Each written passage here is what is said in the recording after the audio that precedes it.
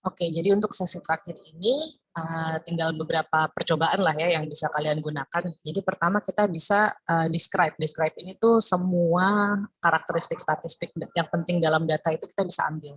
Kayak count itu jumlah data gitu ya. Makanya ini sama semua jumlah datanya, rata-rata gitu kan, standar deviasi gitu ya. Standar deviasi dari setiap data berapa gitu kan, dari rankingnya tuh standar deviasinya ya 12 gitu ya, rata-ratanya 22 gitu kan, plus minus 12 gitu kan. Lalu minimumnya berapa, maksimumnya berapa, lalu ini adalah persentilnya gitu ya. Jadi 25%-nya itu berapa, 50%-nya berapa, dan ke 75%-nya berapa. Jadi simply gitu ya, kalian tinggal ketik si DF. Kita mau describe apa gitu kan. Ini ada DF5 itu adalah yang tadi data kita ya. DF5 itu yang si apa sih data.csv tadi. Nah, DF3 adalah si medali gitu ya. Jadi tinggal df3.describe gitu ya. Kita mainkan. Nah, ini adalah deskripsi dari data kalian, deskripsi statistiknya. Jadi gold itu ternyata rata-rata 10 gitu. Rata-rata silver 10, rata-rata totalnya 33. Ternyata lebih banyak tetap rata-rata bronze gitu kan. Maksimumnya berapa dan persenannya berapa. Lalu selanjutnya kita bisa ngitung sama aja tadi ya. Kalau tadi kan semuanya langsung, ini adalah mean standar deviasi, mean dari total. Nah, ini adalah semuanya ya. Kalau misalnya kita ambil ini,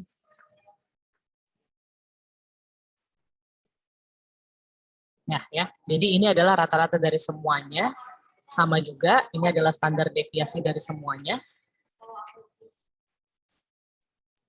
Sementara ini hanyalah rata-rata dari yang total. Ya, itu.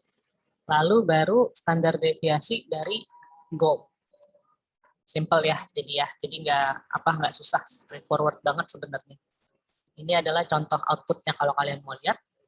Lalu sekarang yang terakhir adalah korelasi gitu ya, bagaimana korelasi antar satu data dengan data lain.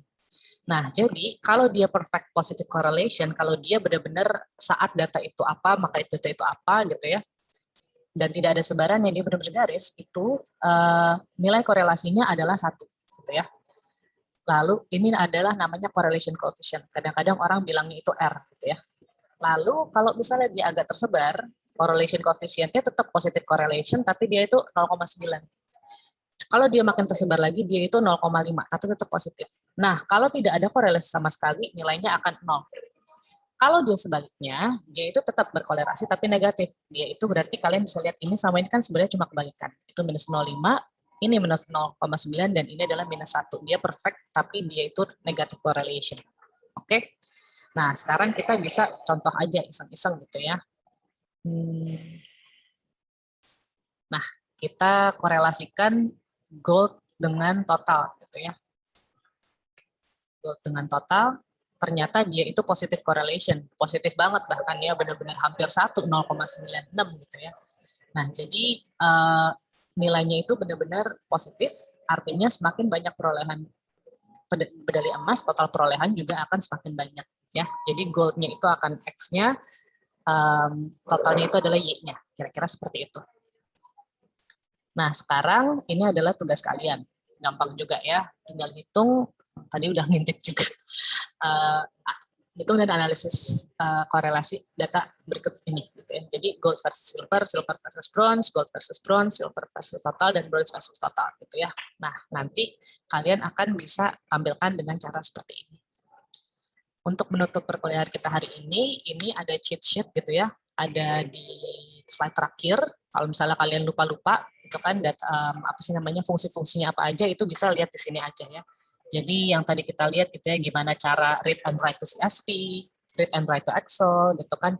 Lalu kita juga bisa gimana cara milih data gitu kan. Lalu di sini gimana sorting, ranking, terus habis itu untuk data-data statistiknya, jadi ada yang sum-nya berapa gitu kan, habis itu minimum, maksimum, median gitu ya, dan beberapa fungsi juga yang bisa kalian gunakan di sini. Itu aja dari saya untuk perkuliahan hari ini, cukup mudah ya, cukup straightforward, lebih banyak praktikumnya, mudah-mudahan berguna. Kalau misalnya Anda punya pertanyaan, kita bisa diskusi di kelas, dan mudah-mudahan setiap latihannya bisa dikerjakan dengan baik. Sampai jumpa di perkuliahan selanjutnya.